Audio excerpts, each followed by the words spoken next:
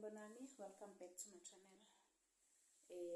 Zithandwa zami, as a parent, uma uwumzali kubalekile ukuthi uma ungahlali nengane yakho ubheke ukuthi la ihlala khona right yini.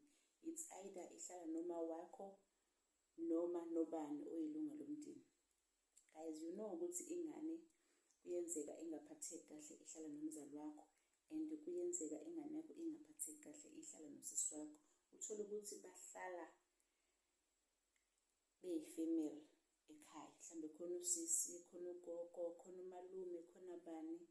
I know umzali ngeke aze ahlukumeze umzukulwana wakhe, kodwa yabo labo sisi bethu hayi bayihlukumeza ingane zethu. Angifuni ungasho, it's either usisi, umalume, umamncane noma ubani, kodwa nje ingane zethu kuyenzeka, hayi wonke ama-families, kodwa kuyenzeka uthole ukuthi ingane ihlala nelunga lomndeni kodwa ayikho happy, khona izinto eziyenza ingajabuli.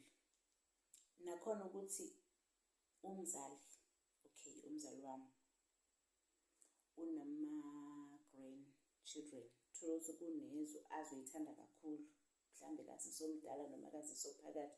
Uthola ukuthi le yami yona akayithandi. Iy'ngane zamanje azive zinaka, azive zizwela, zinaka ngisho into encane eyenzakalayo.